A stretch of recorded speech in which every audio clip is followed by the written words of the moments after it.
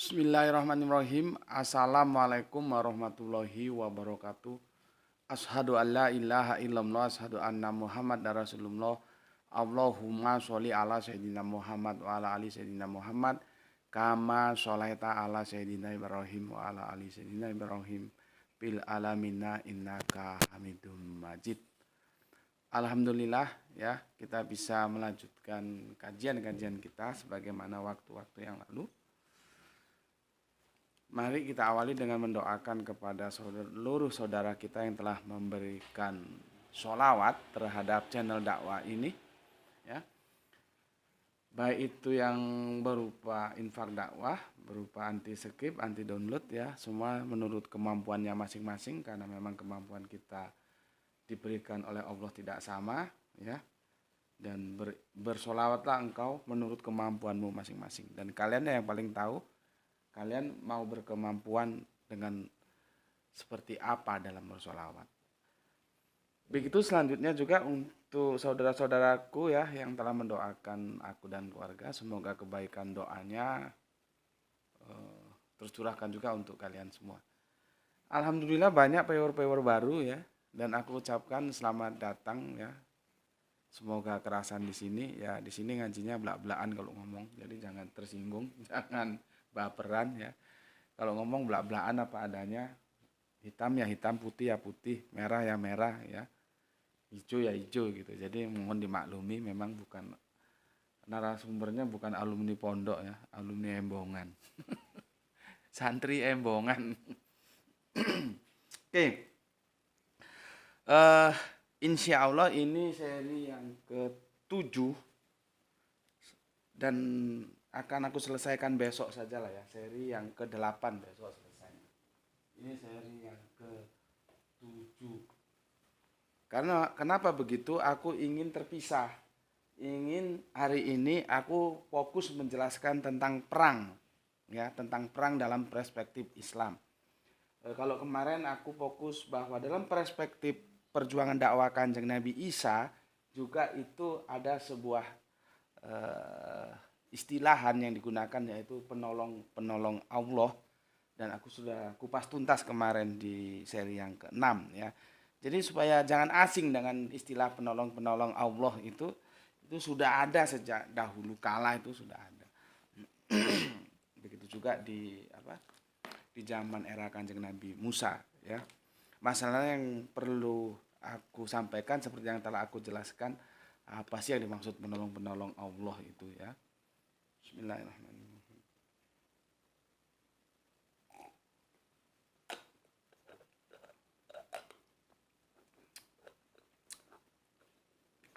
Seperti yang aku pernah sampaikan ke kalian semua, aku itu pernah berbeda pandangan tentang perang ya, dalam sebuah ya nanti kok dibilang berdebat kirain gimana gitu ya, karena cara pandang kita terhadap sebuah diksi debat juga beda-beda. Enaknya dalam sebuah diskusi kecil gitulah ya, dengan Profesor Dr. Tola Hasan ya, pada waktu itu beliau sedang menjabat Menteri Agama ingatku ya, semoga Allah mengampuni dosa-dosanya ya, Profesor Dr. Almarhum Tola Hasan ya. Karena kami berbeda tentang bagaimana memandang perang itu ya, tentunya dalam perspektif keislaman. Saat ini aku akan jelaskan kepada kalian supaya nanti kalau kalian ditanya oleh teman-teman kalian, kalian ngerti. Jadi dengan kajian kali ini di seri ke-7 ini kalian tahu bahwa orang Islam itu bukan tukang perang. Ya. Orang Islam itu orang yang tidak takut perang. Beda kan? Jadi orang Islam itu bukan tukang perang, ya. Tapi orang yang tidak takut perang. Ini sudah ya, kehapus semua. Bedakan antara tukang perang dan tidak takut perang. Kalau tukang perang itu nantinya dikirain kita itu ofensif, ya. Padahal kalau Perang-perang yang dilakukan dalam Islam itu defensif, bertahan, dia tidak menyerang, nggak golek goro-goro, tapi nek digoroi ya ora wedi. Itu Islam, ya. Bahkan peperangan itu juga harus menurut perintah. Kalau belum ada perintah, nggak boleh perang. Jadi ada aturan main dalam Islam itu. Kalau nanti apa yang boleh, apa yang tidak itu banyak, tapi itu di dalam hadis ya. Nanti kalian bisa lihat lah ya. Sementara ini aku akan menukil dari sumber utamanya dulu Al-Quran. Ya. Kan aku sudah sampaikan kemarin, akhirnya setelah Rasul menyampaikan risalah, umat itu kan terbelah menjadi barisan pertama, barisan kedua, apa ini? Barisan iman yang menerima, ini barisan kafir yang menolak, ya. Barisan iman dan barisan kafir. Iman menerima risalah, kafir menolak risalah. Ini mau nggak mau di lapangan ini mesti terjadi benturan. Itu loh. Ya. Mau nggak mau di lapangan itu pasti terjadi benturan. Ya. Kenapa? Nanti ketemunya di lapangan. Kalau sudah terjadi benturan yang tidak terelakkan, nah itulah yang namanya perang.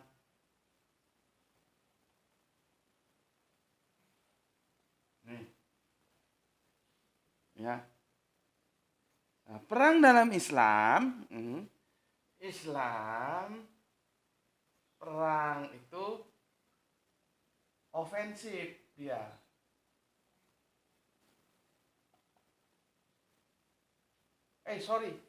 Perang itu defensif. Ini kadang-kadang salah. Defensif bukan ofensif. Defensif. Ya. Aku ulangi lagi, tadi salah ngomong tadi ya. Dalam Islam itu perang itu defensif, bertahan. Bertahan, bukan menyerang. Ya. Karena itu orang Islam itu tidak takut perang, bukan tukang perang. Tidak takut perang, bukan tukang perang. Yang tukang perang itu no tuh, yang suka ngurusin negara orang itu loh. Padahal negara orang itu kan rumah tangga orang itu. Dia seperti combro aja, pengen nyampur urusan rumah tangga orang. Orang semua Allah sudah dikasih negara teritorial masing-masing kok. Kamu sana rumahnya, kamu sana rumahnya, kamu sana rumahnya. Ini urusan internal dalam negeri gitu. Rumah tangga orang, dia masuk. Itu namanya tukang perang. Nggak usah aku kasih tahu siapalah itu, kamu sudah kasih tahu, sudah tahu lah. Ini negerinya orang Indonesia. Allah yang kasih. Belanda sudah dikasih di sono.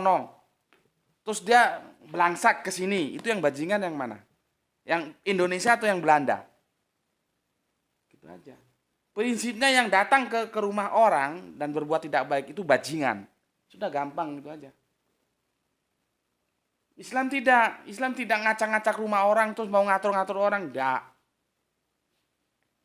Islam itu menyampaikan, mendakwahkan karena konsep dasarnya itu la ikraha fid din. Tidak ada paksaan dalam beragama. Ya. Makanya ini kadang-kadang ribet kalau kita tidak bisa membedakan mana Arab, mana Islam. Yang itu ada sepertinya komen tadi pagi, nggak salah minta aku membahas tentang siapa gitu ya. Itu harus aku tadi sudah komen, tolong aku kasih data aslinya seperti apa sih, aku mau pelajari dulu gitu. Harus jelas dulu posisinya. Arab dan Islam itu jangan distereotipkan. Kalau distereotipkan ya kacau. Orang Islam itu agama, Arab itu budaya, kok mau distereotipkan. Ya. Jadi kadang-kadang kalau orang ya mau menistakan Islam, dia bilang Islam itu suka perang, Islam itu suka bunuh orang, Islam itu suka bikin kekacauan. Mbok ya ngaca itu loh. Yang bikin kekacauan di dunia itu agamanya apa? Ngaca. Kalau memang mau ditarik ke sana, sebetulnya enggak bisa ditarik ke sana, enggak bisa. Karena antara ajaran agama dan perilaku orang yang beragama itu belum tentu connect. Bisa saja orang mengaku agama X, tapi kelakuannya itu tidak mencerminkan agamanya itu ada. Gitu loh. Makanya aku juga tidak setuju kalau kita menyalahkan kekristenan karena Belanda yang menjajah Indonesia itu notabene Kristen. Itu aku tidak setuju. Ya kalau mau Kristen disalahkan, salahkan saja secara akademis dari kitab sucinya. Begitu. Jangan dari orangnya. Begitu juga orang-orang lain yang menyalahkan Islam dari orangnya itu juga salah. Kalau mau nyalahkan, paparkan aja. Ini Al-Qur'annya menurut kamu gimana? Nanti kalau memang salah ya kita ikut. Tapi kalau kamu yang salah kita benarkan ya kamu harus nurut. Kan begitu. Jadi sekarang kadang-kadang kalau kita lihat perdebatan, makanya aku kadang-kadang males. Males aku sekarang lihat-lihat perdebatan, tidak mutu. Karena tidak bisa memilah mana agama, mana budaya, mana orangnya. Itu tidak bisa, semua dicampur aduk. Kan goblok gitu. Terus ada yang menggonggong-menggonggong seperti anjing mau minta diskusi sama aku. Lah untuk apa? Ras recehan gitu kok, untuk apa? Tiwas aku capek nanti. Ya, aku males lihat perdebatan-perdebatan sekarang karena kacau, nggak bisa memilah-milahkan gitu. Seperti aku bilang tadi. Nanti yang sini berdebat ngomong, "Oh, lu tukang Islam itu tukang bunuh, tukang ngaco, teroris, tetek bengek, gini." Yang Islam yang teroris itu memang punya agama dan bilang saja agamanya Islam, tapi dia tidak mencerminkan Islam. Karena Islam tidak ngajari begitu. Itu artinya tidak ada korelasi yang seharusnya terjadi antara kelakuan orang yang beragama dengan agamanya. Itu tidak ada. Seharusnya memang harusnya ada. Gitu loh. Begitu juga nanti yang sini juga bales. Itu buktinya Perang Dunia Kedua siapa tuh yang melakukan. Itu Belanda itu bajingan ke Indonesia. Itu agamanya apa itu? Menjajah 450 tahun kata sejarah. Itu bajingan tengi itu. Ngerampok kekayaan bangsa kami. Itu agamanya apa itu? Itu Kristen tuh agamanya itu. Nah, terus Kristen dijelek-jelekin. Itu salah. Itu aduh. Debater kelas receh, kelas coro sana minggir jangan di sini. Males aku dengar gitu. Salah. Kerangka berpikirnya tidak akademis, ya. Seperti kalau kita lihat katakanlah di mana? Di Indonesia sekarang. Itu kamu lihat yang korupsi itu kamu kumpulkan KTP-nya apa? Itu mesti banyak Islam.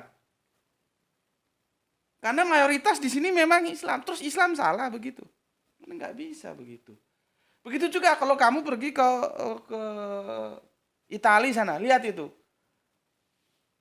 Siapa yang jadi pengedar narkoba kelas kakap itu? Mafioso itu siapa itu? Terus agamanya apa itu? Katolik itu, Kristen Katolik. Terus Katolik salah. Kan enggak bisa begitu. Memang seharusnya orang yang beragama X, katakanlah begitu, dia harus hidup menurut tuntunan agamanya. Idealnya memang begitu. Tapi tidak semuanya ideal dan kebanyakan tidak ideal. Bisa saja orang beragama X, tapi dia tidak hidup dalam tuntunan agama yang dia klaim. Itu loh. Ya, jadi harus dibedakan dulu. Kalau nggak bisa dibedakan ya ujuk-ujuk masuk aja seperti babi budek, itu nggak tahu duduk permasalahannya. Oke, kembali ke sini. Jadi dalam Islam itu dia defensif, bertahan, ya, defensif peperangannya, tidak ofensif. Jadi orang Islam itu orang yang tidak takut perang, bukan yang tukang perang, ya, bukan yang tukang perang. Yang tukang perang itu negara asing yang masuk ke negara lain, terus merusak, terus mengambil sumber daya alamnya, ngerusak semuanya, ngerusak budaya, ngerusak fisik bangunannya, ngerusak tatanan ekonominya, kehidupannya, semuanya. Ya kalian sudah tahu lah bangsa-bangsa mana itu yang seperti itu. Ya. Jelas di sini ya. Jadi perspektif kita ketika risalah itu disampaikan oleh Rasul, maka ada satu barisan iman, satu barisan kafir. Ya. Oke, jelas di sini ya. Hapus.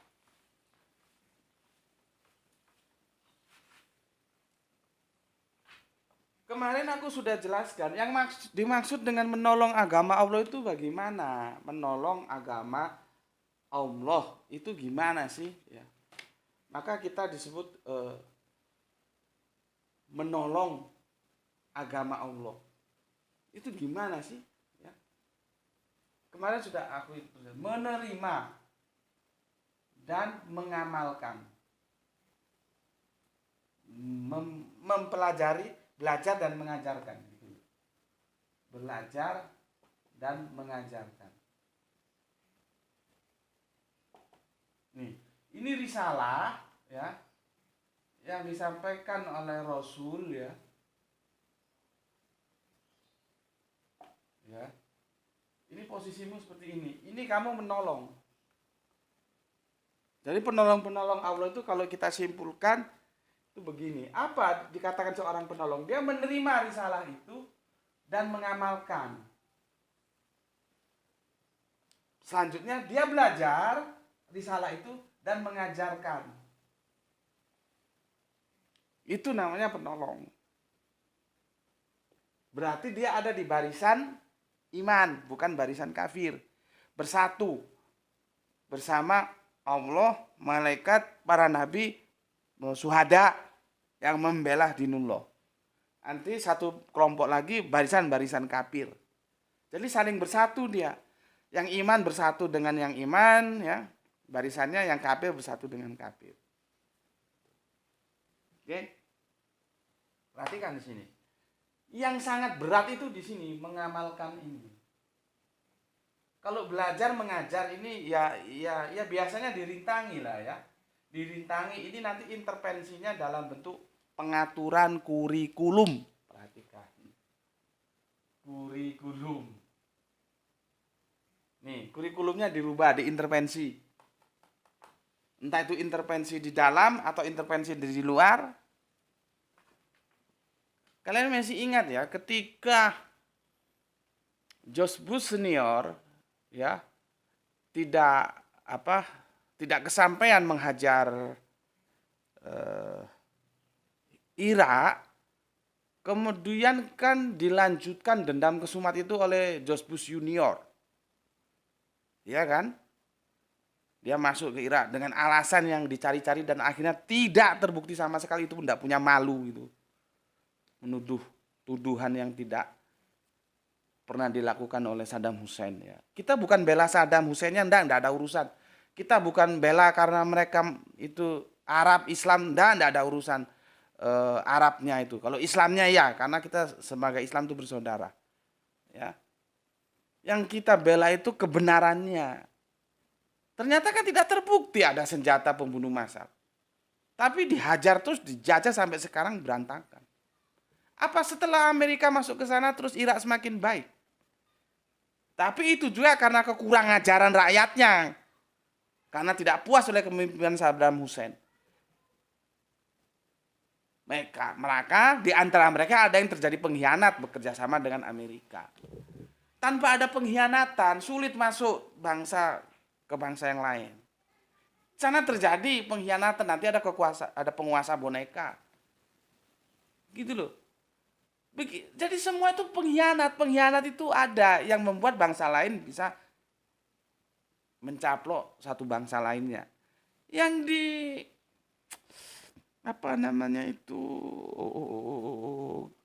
Libya juga kan begitu, hampir sama itu apa yang dialami Gaddafi sama yang dialami Saddam Hussein. Ada pengkhianatan di dalam.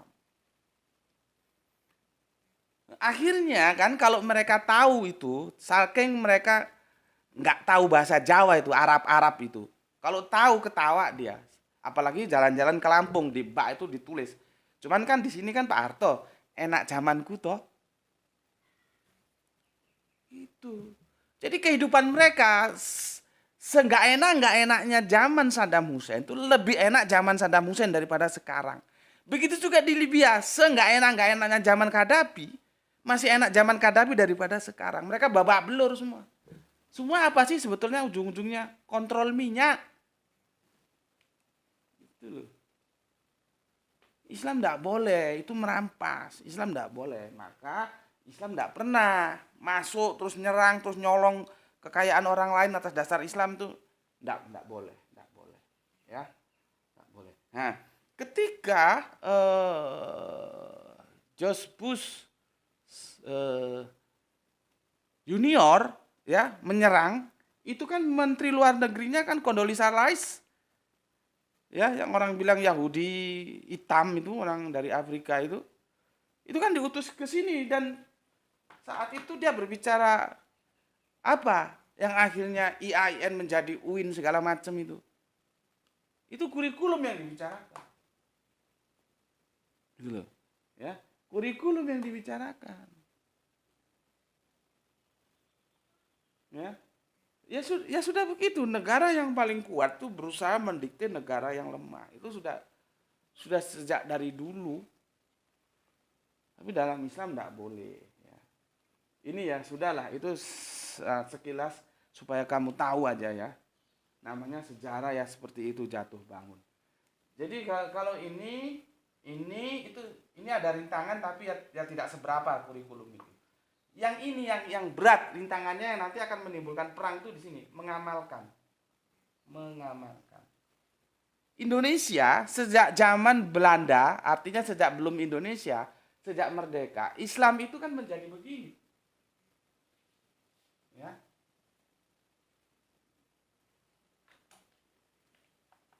Menjadi begini. Ya. Setelah sejarah tadi yang pernah aku bilang bahwa mereka pulang dari Mekah langsung distempel haji supaya enak diawasi itu ya. Itu kan dari peristiwa Belanda ini. Haji A, haji B, haji C gitu ya. Itu kepentingan politik tuh sebetulnya. Ya. Kalau Islam ya mengamalkan, ini sudah berbicara tentang amalan ya. Kalau Islam mengamalkan ritual, Islam ritual, ini dikasih apa namanya? Dibukakan pintu, silahkan. Islam mengamalkan ekonomi, mulai diawasi. Ya, sama Belanda dulu. Islam politik sudah memasuki ranah politik, dihabisi. Makanya terus begitu naik haji, pulang dari sana dikasih gelar Pak Haji. Pak Haji itu untuk mengawasi siapa-siapa orang naik haji. Karena orang-orang yang pulang haji itu biasanya pulang membawa pemikiran yang cerah, pencapaiannya dia membuat perlawanan untuk menentang Belanda. Ketika Islam mengamalkan ritual itu, kamu sholat itu kan yang wajib itu kan 5 waktu ya, sholat 5 atau 5 sholat itu kan 5 waktu. Itu kamu nggak apa-apa mau sholat 5 waktu, itu kan ritual. Jangankan 5 waktu, seandainya kamu mau 1000 waktu juga nggak apa-apa sama Belanda dulu, nggak apa-apa. Apa satu hari kamu mau zikir gini aja sholat itu nggak apa-apa, sak bongkomu sholat nggak apa-apa.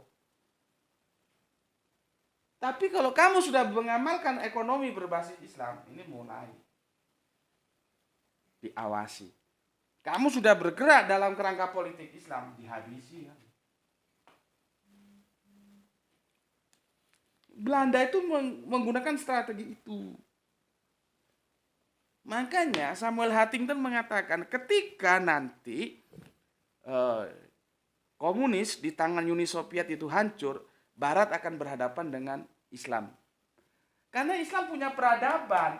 Makanya Islam itu dikatakan oleh pakar dari Prancis, dia bukan sekedar agama gitu loh. Islam itu terlalu sempit apabila dikasih baju dan bajunya itu bernama agama.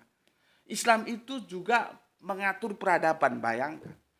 Kita itu loh dari mulai bangun tidur sampai tidur lagi itu ada aturannya.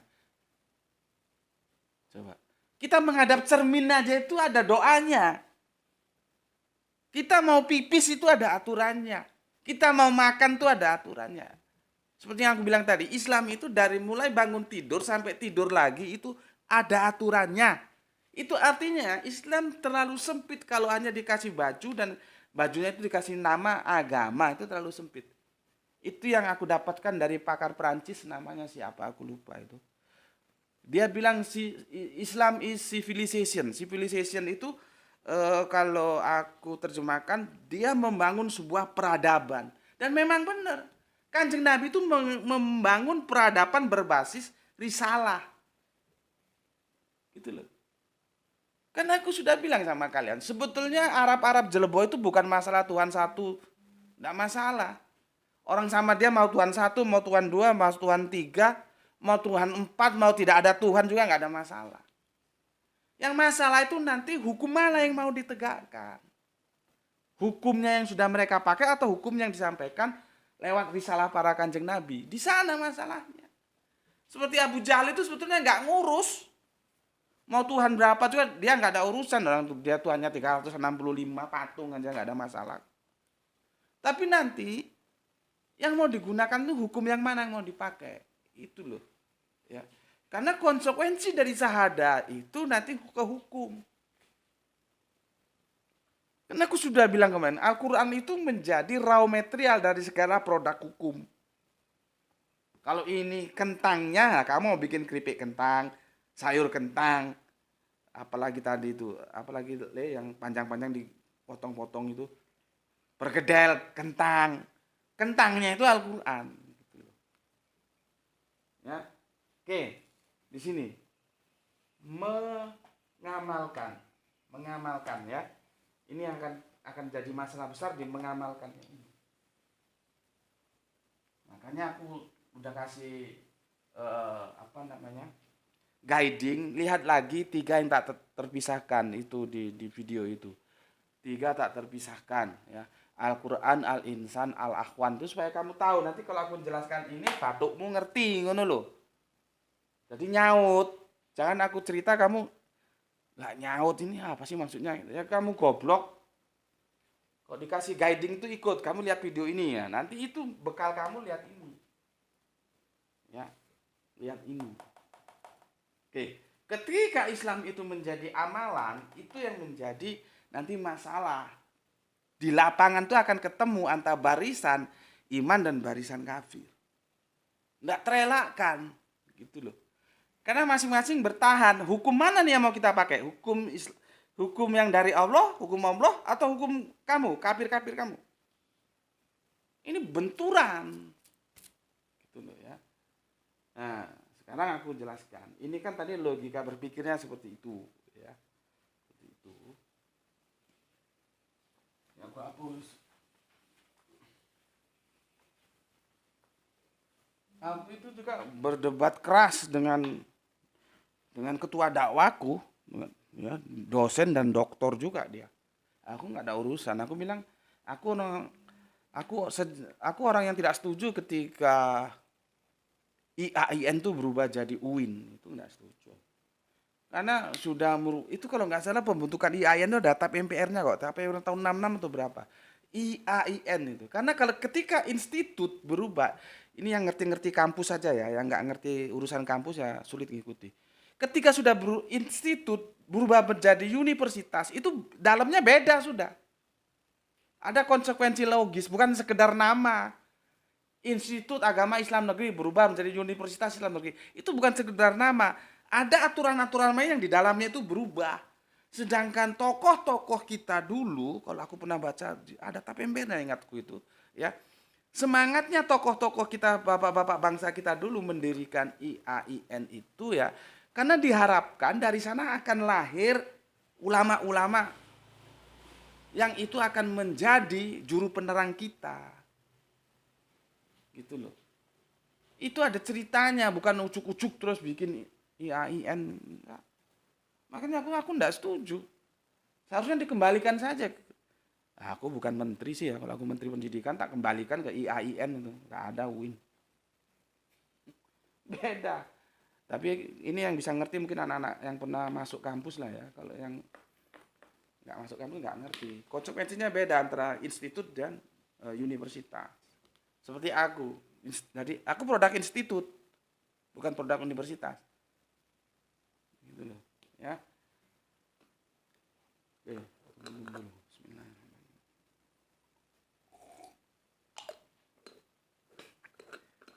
Aku pernah dapat video itu, nggak tahu kemana sekarang. Bagaimana George Bush itu dilempar sama, tapi video baru ini dia sudah dari segi performance saja dia sudah nggak meyakinkan, sudah nggak jauh beda dengan tukang parkir aku lihat ya. Dilempar oleh orang Amerika sendiri, lempar telur atau apa itu karena dia protes dia yang membunuh temannya. Dia bilang karena temannya dikirim wajib militer ke Barat Tengah dan tewas di sana. Begitulah, ketidakbenaran itu selalu melahirkan ketidakbenaran baru untuk menutupinya seolah-olah benar. Padahal enggak. Kita kan enak hidup damai saling menghormati. Oke. Sekarang bahwa pada prinsipnya ya aku terangkan ini sekarang. Dalam Islam itu perang hanya dilegalkan dalam situasi yang sangat terpaksa, darurat. Ya. Seperti untuk menolak serangan musuh, mempertahankan hak yang sudah dilanggar musuh, melindungi keamanan dakwah Islam. Ya. Islam baru membenarkan perang apabila serangan benar-benar terjadi atau telah nyata. Itulah yang kemarin aku bilang bagaimana Taliban itu mampu bertahan. Ya. Karena mereka itu membela haknya dan itu perintah agama. Makanya kuat bertahan. Yang satu perang atas dasar agama memerintahkan hakmu diambil orang belan. Yang satu atas dasar profesi. Kan pekerja serdadu-serdadu dari Amerika dan dari Uni Soviet ini. Kan orang bayaran, orang bekerja. Semangat tempur di lapangan beda. Beda. Makanya sampai sekarang bertahan. Sama dengan channel ini. Aku bukan tidak butuh uang karena tidak ada makan siang yang gratis. Tapi channel ini basicnya aku bangun atas dasar dakwah. Allah memberitakan lewat Kanjeng Nabi, sampaikan walau satu ayat. Itu. Makanya ketika ada temanku dulu yang menyarankan suruh menutup channel ini karena tidak prospek secara ekonomis, ya aku sih tidak lawan, aku senyum aja. Oh iya. Oh begitu. Ya. Itu teman kita yang kerja di Kolaka Timur ya. Kolaka Timur atau mana itu yang di Pertambang. Dia tahu perkembangan. Dulu subscribe-nya berapa ya? 25, 50. Dia tahu perkembangannya. Sampai kemudian 1000 sampai 5000 dan terima kasih dia telah mendoakan 5000 jebol. Itu dulu channel ini susah payah dibangun. Makanya sampai sekarang kalau aku belum memberikan izin bagaimana video-videoku itu di-download, itu punya alasan. Ya, channel ini dibangun atas susah payah. Sampai akhirnya tembus itu ikut berdoa. Terima kasih untuk saudaraku. Sopo sih jenenge kuwi ya. I siapa gitu, depannya I gitu ya. Dia tahu, termasuk itu Mas yang mantan itu ya. Itu tahu. Itu tahu perkembangan channel ini. Tapi meskipun aku disarankan teman sudah tutup aja sudah, ada yang dulu bilang begini, Gus itu diganti aja judulnya, mungkin karena bukan judulnya, nama akun, iya leh, nama akun di channelnya itu kan Subandi Sukoco, mungkin kurang menjual, suruh ganti gitu. Aku sih senyum aja enggak, wis. Gitu. Cuman ya aku tidak langsung menolak enggak, aku senyum aja. Gitu. Kenapa aku tetap bertahan pada kegigihanku? Karena aku membangunnya atas dasar perintah Allah berdakwah. Gitu loh. Lain. Pertarungan moralitas itu lain. Kalau kita melaksanakan sesuatu atas dasar ini perintah Allahku, lain. Dia menjadi tangguh. Dan alhamdulillah sekarang sudah tembus berapa? 28 ribu. Bandingkan dulu cuma 50, 25, 50, 25. Bisa 100 itu alhamdulillah. Akhirnya itu ikut bantu doa mas kita yang dari Kolaka itu ke 5000 jebol, sekarang sudah 28.000. Itu kan prestasi yang pencapaian yang luar biasa. Terus ada mas yang ngamati itu dalam rangka seminggu atau sebulan itu naik 1000 meskipun secara itulah lagi-lagi aku juga bertanya-tanya, secara viewer itu belum signifikan. Bayangkan kalau 28.000, aku minta viewernya 10% aja, berapa itu? Jadi begitu aku unggah, jepret 24 jam 10%. Langsung aku unggah lagi, jepret 24 jam 10% powernya. Dari 28.000, kamu saya hitung lagi. Karena aku sudah bilang, ayo kita berlomba, kamu berlomba belajar, aku berlomba mengajar. Karena apa? Ide-ide dalam otakku itu kalau dibiarkan juga dia akan menjadi mubazir. Dia hilang terus kemana gitu. Kan mending aku abadikan. 2000 aku bikin video, 2000 aku bikin, kita balapan. Satu hari 2 video juga oke. Tapi penuhi. Yang 2%-nya itu. Itu namanya kita bertarung dalam semangat gitu ya. Makanya kalau ada anjing-anjing menggonggong itu kan anjing mau menghambat dakwaku, ya aku apalagi anjing-anjing kurang. Ya nggak ngefek lah. Ya nggak ngefek. Justru aku bilang kalau bisa anjingnya lebih banyak lagi. Jangan satu anjing punya akun banyak itu kan ya. Ya anjingnya cuma itu tuh, akunnya banyak. Kita kan bisa lihat dari narasi yang dia bangun. Ya, aku minta sih anjingnya yang banyak dan itu benar-benar banyak, bukan satu anjing punya akun banyak itu. Ya, nah, terlalu jauh untuk bisa menghambat dakwaku. Nggak mungkin lah, aku bilang nggak mungkin, ya nggak mungkin karena aku melakukan atas dasar perintah Allahku, gitu loh ya. Kok mau diambil model gonggongan anjing seperti itu? Aku injek congornya sudah bubar itu. Oke, kita lanjut ya. Berikutnya ya, jadi perang-perang itu ada aturannya ya. Berikutnya ya, kalau kita lihat Rasulullah itu dalam beberapa peristiwa perang, sebut aja perang Uhud dan perang Badar dan ya, itu dilakukan Rasulullah itu sebagai gerakan defensif, bertahan, bukan ofensif, ya, bukan menyerang, tapi defensif, bertahan terhadap yang dilakukan orang-orang kafir, itu Arab-Arab jelebo itu ya, terhadap kita umat Islam yang telah menerima risalah itu. Orang-orang kafir pada masa itu telah menghalangi dakwah Islam dan bahkan mengancam jiwa dan harta umat Islam. Maka perang menjadi pilihan untuk menegakkan dinullah. Aku bilang tadi itu, aku sudah hapus, mengamalkan itu tadi. Menegakkan ya. Mengamalkan ya. Ini loh. Kan risalah menerima, mengamalkan, berikutnya belajar dan mengajarkan. Itulah yang dimaksud penolong Allah. Kita yang paling menjadi masalah di lapangan itu ketika masuk mengamalkan ini. Ya. Oke, sekarang kita lihat, semoga bisa kelar ini ya, sebelum masuk asar ya. Kita bisa lihat ke Al-Quran, buka Al-Quranmu. Ya, ini sebetulnya tersebar, cuman aku pilihkan yang itu bisa mewakili untuk menjelaskannya ya. Sebetulnya ayat-ayatnya tersebar banyak, nanti kamu bisa cari sendiri lah ya. Oke, kamu lihat di 2 Al-Baqarah ya, 2190. Ya, aku tulis angkanya saja ya, 2190 Al-Baqarah. Bismillahirrahmanirrahim.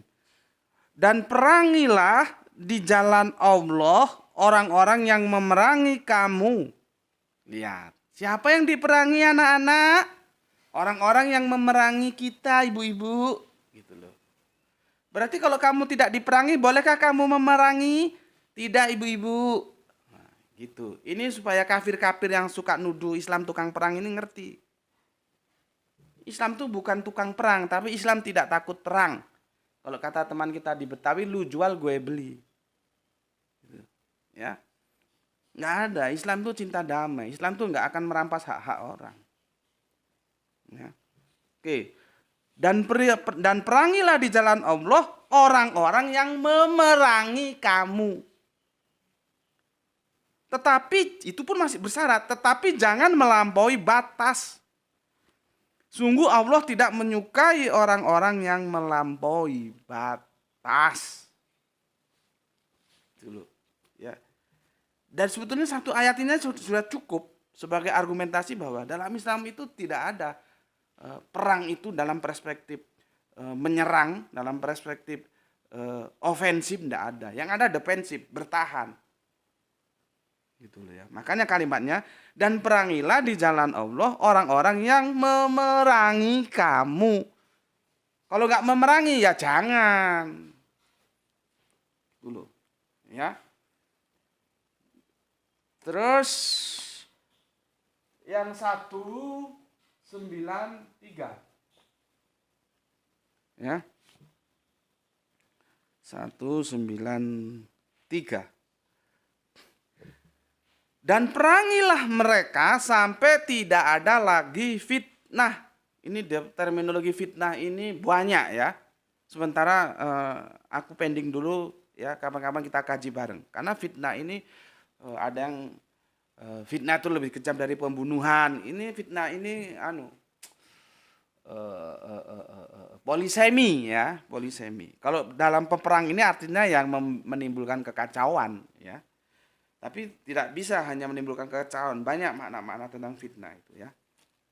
Sampai kemarin kan ada film fitnah ya. Dan perangilah mereka itu sambil tidak ada lagi fitnah, sampai tidak ada lagi kekacauan ya. Dan agama hanya bagi Allah semata ya.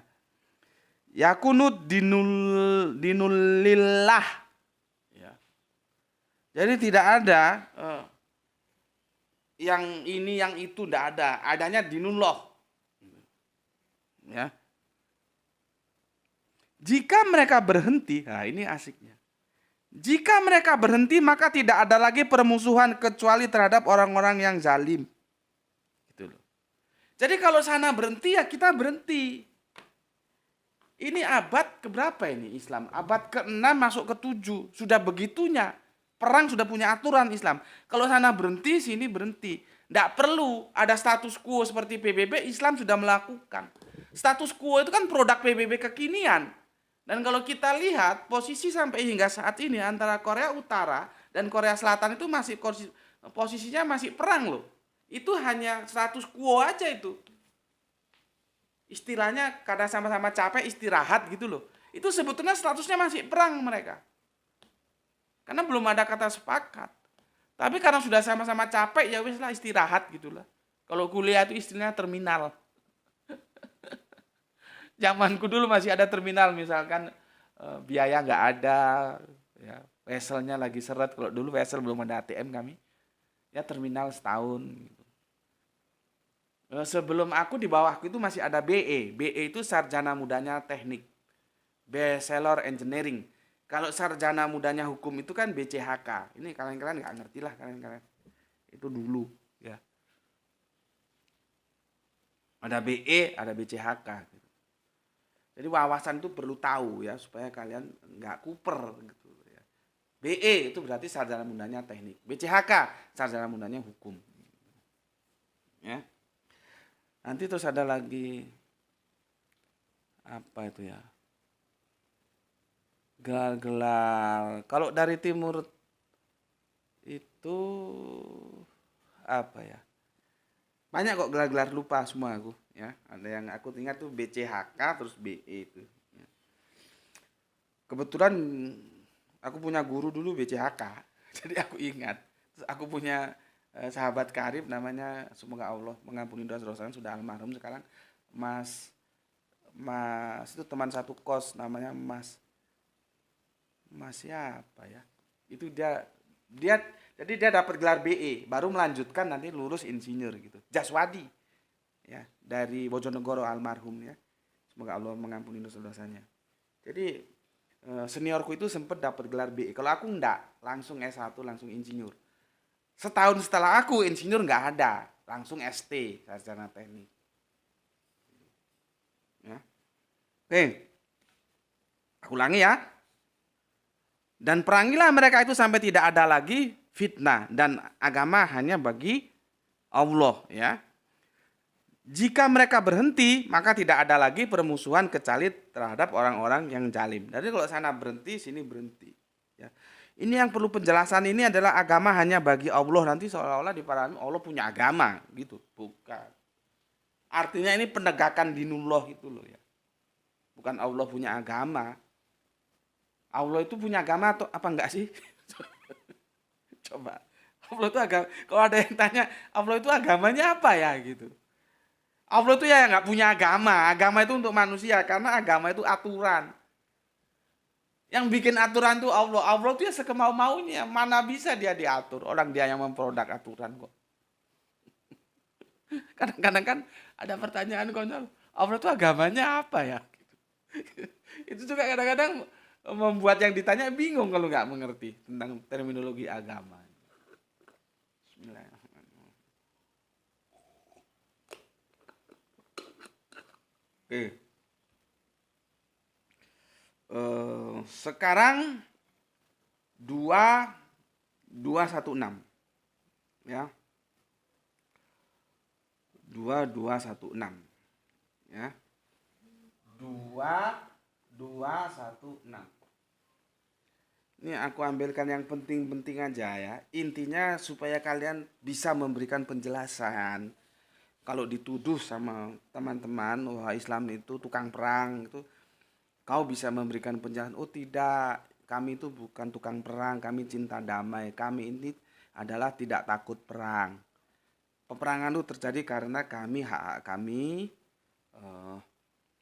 dilangkai gitu loh. Jadi kami perang itu dalam perspektif defensif, bertahan, bukan ofensif gitu ya. Beri penjelasan. Masalah mereka mau tidak mau bukan urusanmu ya. Tapi kewajibanmu menjelaskan. Mereka mau ya alhamdulillah, nggak mau ya terserah kan gitu. Oke, sekarang kita lihat 2216. 216 ya. Lihat ini. 216 diwajibkan. Ya. Kutiba itu bisa diartikan diwajibkan seperti puasa.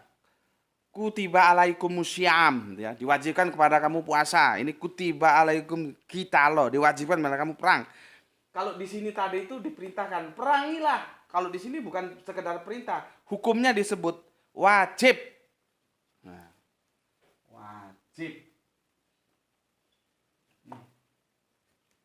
Kalau di sini tadi kan masih diperintah, perangilah. Kalau di sini sudah nggak perintah lagi, hukumnya disebut wajib. Makanya kita itu kalau perang kita tidak boleh lari ke belakang. Soal mati atau hidup itu kan sudah digariskan.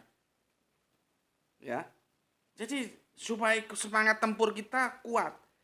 Kita perang, negara kita dijajah orang, itu kita tidak boleh lari ke belakang kecuali ada kecualinya sebagai strategi. Itu boleh. Tapi kalau kita lari ke belakang menghindari peperangan apa ya bahasa militernya itu? Hengkang atau deserse yang tepat itu ya. Itu tidak boleh dalam Islam karena sudah diwajibkan. Gitu loh. Sudah diwajibkan. Nah, ini aku mumpung ingat ya. Mumpung ingat ini. Tadi nggak terlintas. Aku pernah dapat penjelasan begini. Para sahabat itu ketika mau berangkat perang itu saling menitipkan loh. Menitipkan istrinya. Ya. Nanti kalau aku syahid istriku tolong kamu ambil. Nanti kalau aku syahid tolong istriku kamu ambil. Saling menitipkan istri. Merinding aku. Ya, saling menitipkan istri. Karena apa? Apa sebetulnya yang ada di balik penitipan istri itu? Sang suami tidak mau istri dan anak yang ditinggalkan itu akidahnya berubah. Maka dia menitipkan, kalau aku nanti mati syahid di medan laga peperangan, tolong anakku, istriku kamu ambil, kamu nikahi. Biasanya orang yang dipilih itu orang yang dia sudah yakin akidahnya itu tidak akan keluar dari Islam. Gitu loh. Makanya saling menitipkan istri. Ini mumpung aku ingat, hebatnya sahabat-sahabat Nabi dulu begitu. Ya. Oke. Belum aku bacakan ini ya. Sebentar, aku bacakan. Kan kacau, misalkan aku mati syahid, terus istriku dinikah sama orang yang akidahnya nggak jelas. Kan anak-anakku jadi nggak jelas nanti. Tapi kalau akidah yang menikahinya itu jelas, Islam, insya Allah istriku dan anak-anakku juga akan selamat sampai ke akhirat nanti, tetap Islam. Gitu loh. Ya. Karena bagaimanapun laki-laki itu dominan, dia akan mewarnai rumah tangganya. Apakah akan diwarnai Islam, apa diwarnai kafir, itu kan kuncinya ada di laki-laki. Ya. Jadi kalian supaya tahu, itu kalau dalam sejarah entah tertulis entah enggak, tapi aku pernah mendapat informasi seperti itu. Kenapa saling menitipkan istri? Ya. Oke. Aku bacakan ya. Diwajibkan atas kamu berperang, padahal itu tidak menyenangkan bagimu.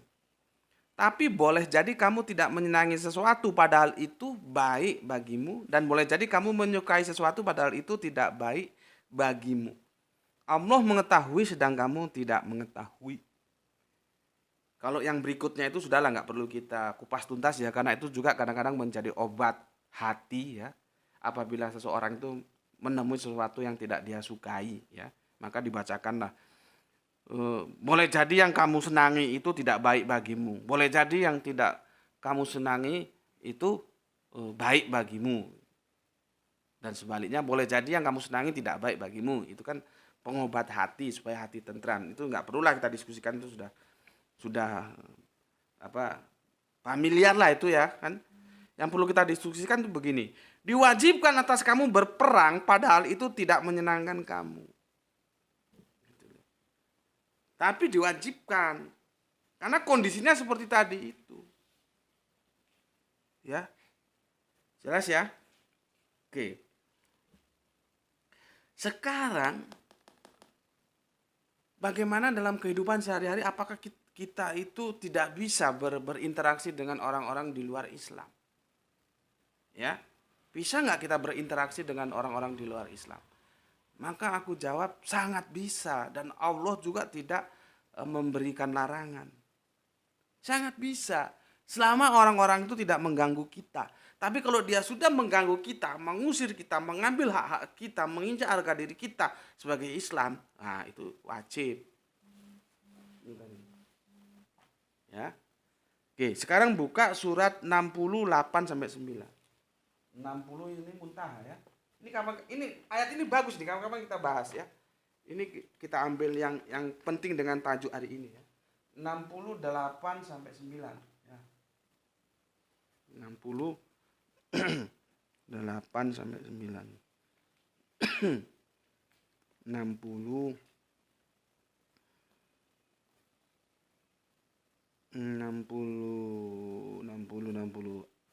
Al-Mumtahanah 8 sampai 9. Nanti kamu tahu kalau kita baca Al-Mumtahanah ini kan judulnya wanita yang diuji. Nanti kamu tahu yang dimaksud wanita itu apa sih? Apakah wanita itu berdasarkan jenis kelamin, gender gitu? Oh tidak ya. Tapi nantilah itu kita bahas ya, Al-Mumtahanah itu ya. Apa yang dimaksud wanita dan apa yang pria menurut Islam ya. Di situ tidak berbicara gender ya. Oke. Kita kupas tuntas yang berhubungan dengan kajian kita. Lihat ini. Allah tidak melarang. Kasih garis tebal. Allah tidak melarang kamu berbuat baik dan berlaku adil terhadap orang-orang yang tidak memerangi kamu dalam urusan agama dan tidak mengusir kamu dari kampung halamanmu. Sesungguhnya Allah mencintai orang-orang yang berlaku adil. Coba. Sampai kita disuruh berbuat adil. Dan Allah tidak melarang kita berbuat baik dan berlaku adil terhadap orang-orang yang tidak memerangi kamu dalam urusan agamamu dan tidak mengusir kamu dari kampung halamanmu. Jadi kita berbeda, tidak ada masalah. Karena la ikraha fiddin. Islam, kafir, monggo silahkan, pilihan masing-masing. Dalam hubungan humanisme, selama dia tidak memerangi kamu, maka kita tidak boleh memeranginya dan kita dibolehkan oleh Allah untuk berbuat baik dan berlaku adil. Nanti kan ada satu ayat di surat apa itu, kamu tolong cari nanti. Janganlah kebencianmu terhadap suatu kaum sehingga membuat kamu tidak berlaku adil. Itu ada diperintahkan gitu. Jadi tidak boleh ya. Kita harus berlaku adil. Jangan karena kamu senang terus tidak adil. Jangan berlaku karena kamu tidak senang terus tidak adil. Nggak boleh. Senang nggak senang kamu harus berlaku adil. Gitu. Ya. Oke. Terus berikutnya yang 9. Sesungguhnya Allah hanya melarang kamu menjadikan mereka sebagai kawanmu. Ya. Ini dia pakai bahasa kawanmu. Ya. Sesungguhnya Allah hanya melarang kamu menjadikan mereka sebagai kawanmu, orang-orang yang memerangi kamu dalam urusan agama dan mengusir kamu dari kampung halamanmu dan membantu orang lain untuk mengusir kamu. Barang siapa menjadikan mereka sebagai kawan, mereka itulah orang-orang yang zalim. Coba. Ada apa, Ndok? Nanti kenapa? Oh, ketawa-ketawa, nggak ngaji nanti kan? Bapak selesaikan. Dia kalau hari Kamis libur. Hari Rabu malam Kamis ini ya. Biasanya dia berangkat ngaji. Ini libur dia. Oke. Aku lanjutkan ya. Sesungguhnya Allah hanya melarang kamu menjadikan mereka sebagai kawanmu, orang-orang yang memerangi kamu dalam urusan agama dan mengusir kamu dari kampung halaman kamu. Bahkan orang yang membantu orang mengusir kamu itu pun tidak boleh dijadikan kawan. Bukan orang yang mengusir kamu, orang yang membantu orang mengusir kamu pun itu tidak boleh. Tapi kita lihat di ayat 8 ya, kalau dia tidak mengusir kita, tidak mengganggu keberagamaan kita, kita harus berbuat baik dan berlaku adil kepada mereka. Ya, ini nanti dikorelasikan yang pernah jadi masalah surat Al-Maidah 51. Ya, kan di situ terjemahannya kawan. Dan ini di 551 dan 6089 ini sama-sama juga kawan ya. Meskipun aulia wali itu polisemi itu. Bisa diterjemahkan macam-macam. Ada yang menerjemahkan kawan ya. Kemarin aku akan menjelaskan ini, tapi aku kasih judul wali menurut pemahaman wali menurut Al-Qur'an kalau nggak salah begitu. Langsung itu di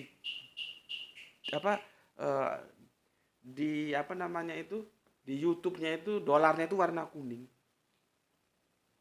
Langsung. Karena apa? Sepertinya ada mesin ya, namanya mesin kan nggak bisa membaca isi. Hanya dia diprogram untuk apa dia baca. Mungkin mesinnya itu membaca wali menurut Al-Qur'an. Langsung ini tidak diperkenankan, langsung dolarnya kuning. Padahal aku akan menjelaskan ini 60 dan 89 bahwa orang Islam itu boleh berteman dengan orang-orang non-Islam. Gitu loh. Tapi karena sudah begitu ya sudahlah, tak take down aja daripada jadi masalah gitu. Karena mesinnya juga nggak mungkin baca ke dalam video maksudnya. Padahal aku mau menjelaskan ini. Nggak bisa ayat 551 itu dipotret satu ayat begitu saja. Terus kesannya orang Islam tidak mau berbuat baik terhadap orang lain. Oh tidak.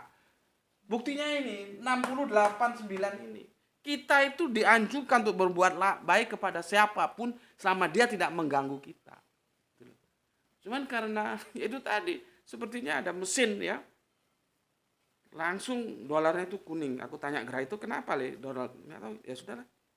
Di take down aja. Padahal aku menjelaskan itu. Karena banyak orang tidak mengerti, kan perlu penjelasan. Bahwa umat Islam ini siap. Bahkan sangat siap. Bahkan dianjurkan untuk berbuat baik dan adil. Kepada siapa? Kepada siapa pun. Selama dia tidak mengganggu. Ya. Oke. Tapi sudahlah. Itu sudah berlalu ya. Akhirnya aku take down. Ya. Oke. Udah berapa lama nih? 1 jam ya. Sementara itu dulu ya, sudah 1 jam, nanti kok ada sebetulnya ada kurang 2 ayat lagi ya, tapi 2 ayat lagi ini besok lah aku jelaskan ya. Besok aku jelaskan.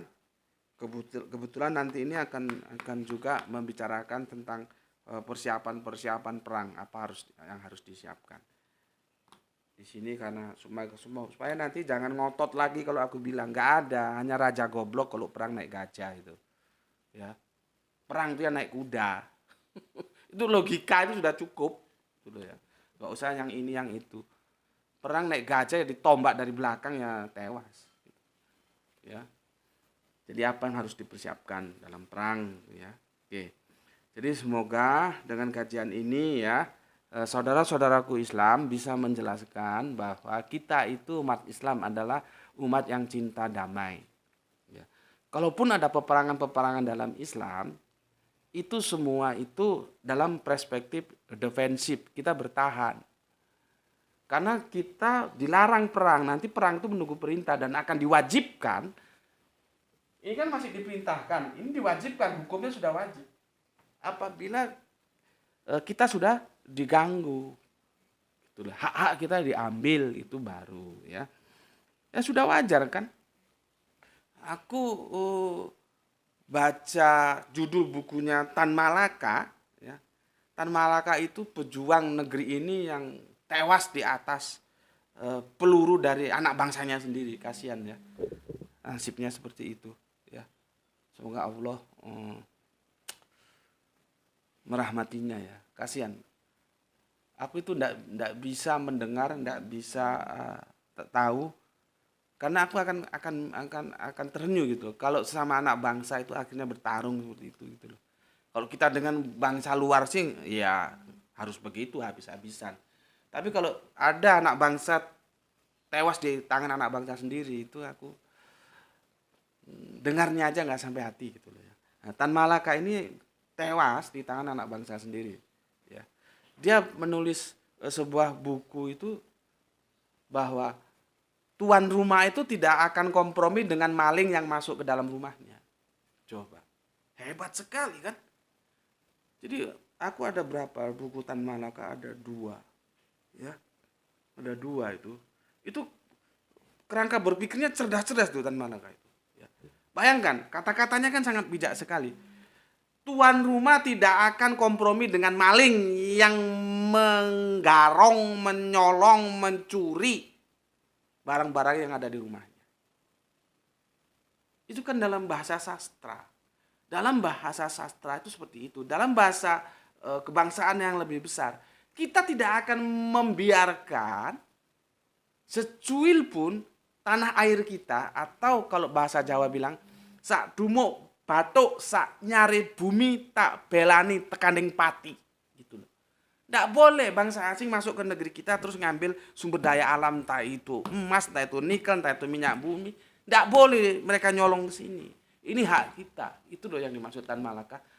Dan kan logis banget toh. Tuan rumah itu tidak akan kompromi terhadap maling yang masuk ke dalam rumahnya. Kalau ada yang kompromi, oh ayo kamu maling-maling, itu tuan rumah goblok gitu. Harusnya malingnya diusir kok, tambah disuruh nyolong. Paham ya? Jadi supaya semangat kebangsaan kita itu tumbuh gitu loh maksudku. Oke. Sudah takhrim, sebentar lagi asar ya.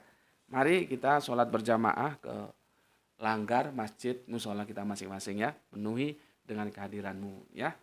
Oke, sampai ketemu besok. Insya Allah besok terakhir ya, penutup. Jadi akan kita selesaikan di seri ke-7 ya. Seri ke-7. Kita akan fokus di sini besok. Ya. Oke, itu dari aku. Bismillahirrahmanirrahim. Alhamdulillahirabbil alamin.